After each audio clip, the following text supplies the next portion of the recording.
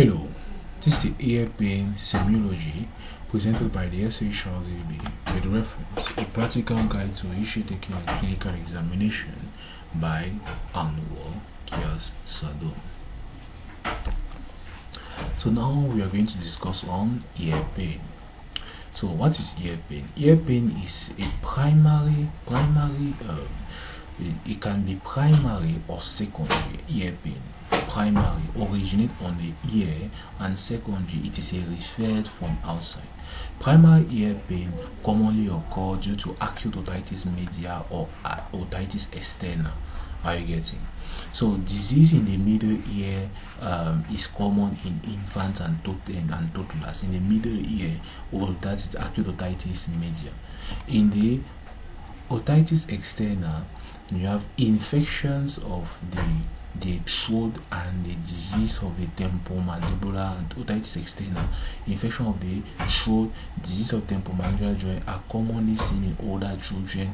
Otitis externa for infants and toddlers, we have otitis media, so the middle ear is much more commonly involved.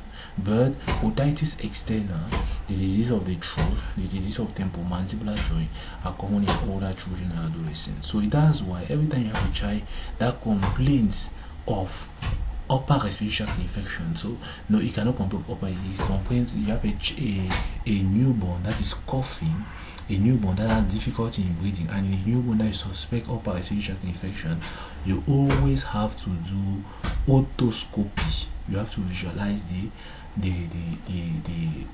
ears, the inner ear, because you have to visualize the middle ear, the tympanic membrane, because those children are at the high risk of having otitis media. So every time you think of you are suspecting an upper respiratory tract infection, you must do and the visualization. You have to do you have to do an otoscopy. So you have to visualize the tympanic membrane of that child. So the next thing is the peak incidence of acute otitis media is between 6 to 12 months. So if you receive a child with this age and you suspect upper respiratory tract infection, you must do an otoscopy. So risk factors for acute otitis media can include daycare attendance, you have tobacco smoke exposure, you have low socioeconomic status, you have family formula feeding, you have male sex, because formula feeding does not contain enough antibodies like in case of breast milk. You have male sex, you have winter season, you have cleft palate, you have acute otitis but before 6 months. So the first episode of acute otitis media before 6 months, and sibling with otitis media. So ear pain, what is the history? So you have the identification, you have the chief complaint, which is ear pain. So on the history taking, you have the onset, the time, the duration, the location of the pain, the quality of the pain, is it constant versus intermittent or dull versus a sharp pain. So intermittent dull pain, we have inflammatory pain. If you have a pain which is dull is much more inflammatory, but a pain which is sharp pain is much more a traumatic pain or a neuralgia. So we have severe pain, mild, moderate, or severe pain, aggravating or relieving factor. We have the severity of the pain, have aggravating or relieving factor. Associated symptom, if you are treated with fever, it suggests infection. With cough, mild, hoarseness of voice suggests gastroesophageal reflux. Sore throat suggests ear, so it suggests referred ear pain. So you can have a referred ear pain with a sore throat. Are you getting? Because that's why we said an ear pain can either be primary or secondary ear pain. Is it clear? So that's the point that you should have in mind, that ear pain can be primary or secondary. Primary in case where you have a direct infection like otitis media, otitis externa. You can have a referred pain in case of a gastroesophageal reflux disease, where you have irritation of the esophagus and the pharynx.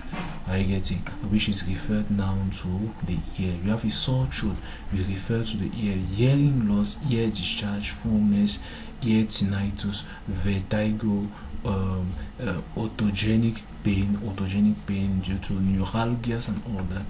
Multiple somatic complaints. It can be psychogenic pain. You have issue of upper respiratory tract infection, issue of trauma. Upper respiratory tract infection much more present as a dull pain, while a trauma present much more as a sharp pain. Is it clear? So mechanical history, you have medication history, you have immunosuppressant, steroid, antibiotics use, and all that. Developmental history, feeding history, family history, large family history of otitis media, siblings with recurrent otitis media, you can be prone to otitis media in the family. Social history, tobacco smoking, hobbies. Wrestling may lead to ear trauma. You have recent air travel and all that. That's ear barotrauma.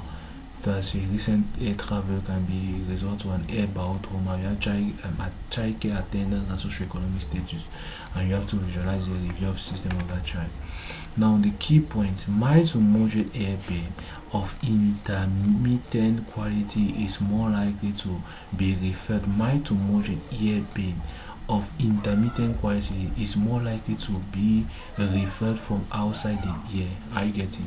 So if you have a mild to moderate ear pain of intermittent quality, it is much more likely to be a referred pain. Breastfeeding is protective against otitis media. Those so children that are having formula feeding and still between 6 to 12 months, you should always do an otoscopy. Acute suppurative otitis media is a common cause of excessive crying in young children.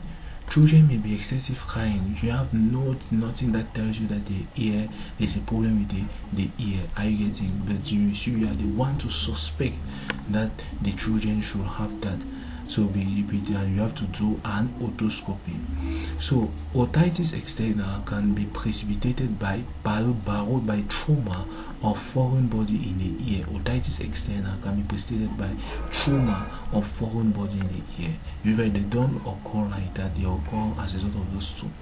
A history of recent swimming is common risk factor of otitis externa. So recent swimming, we have trauma, we have birth from foreign body, we think of otitis externa.